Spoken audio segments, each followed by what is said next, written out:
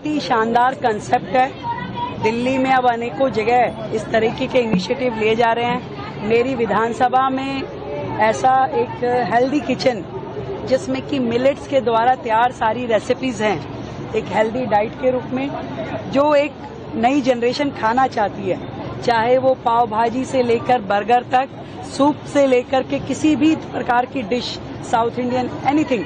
मैंने खुद यहाँ पे आकर के भोजन किया हुआ है, तो आई नो दैट कि मिलेट्स डोसा से लेकर के और मिलेट पाव भाजी तक कैसा अच्छा एक्सपीरियंस है।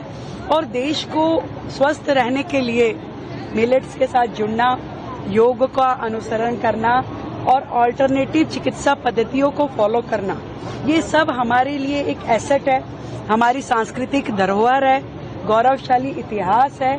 और इन सब चीजों का अनुकरण यदि हम अपने जीवन में करते हैं, इन्हें फॉलो करते हैं, तो आई थिंक कि पूरा का पूरा देश आगे बढ़ सकता है, समाज आगे बढ़ सकता है और हम अपने आप को हेल्दी रख सकते हैं। तो योग दिवस पे ढेर सारी शुभकामनाएं देती हूँ। कहा है जिस तरीके से योग यमुना के तट पर आप अक्सर वहाँ पे कार्यक्रम योग के नहीं हुआ करते थे, संदेश किस तरह का है? एक लगाव है, एक दायित्व बोध है कि हर क्षण मैं यमुना जी को देखती रहूं और मुझे अपना कर्तव्य याद आता रहे कि मुझे ये काम पूरा करना है यमुना सफाई का।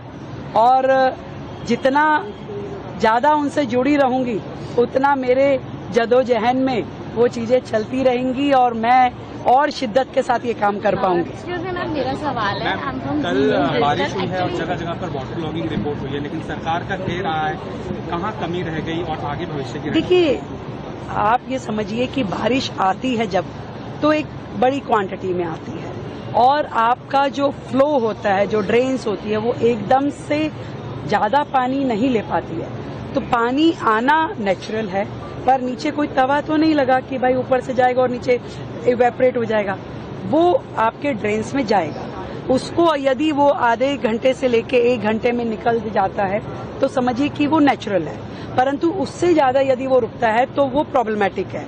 उस प्रॉब्लम में नाले की ब्लॉकेज है कि नैरो है कि कहीं उसकी कनेक्टिविटी में कमी है, उसको चेक करने की आवश्यकता है। तो कल भी जहां जहां पे भी प्रॉब्लम आई, उन सारे पॉइंट्स को हमने संज्ञान में लिया है, तुरंत उन पे अगले स्टेप की कार्रवाई शुरू हुई है। पर मुझे सुकून है, मिंटो ब्रिज जैसी जगह नहीं भरी, आपने भी नहीं कहा।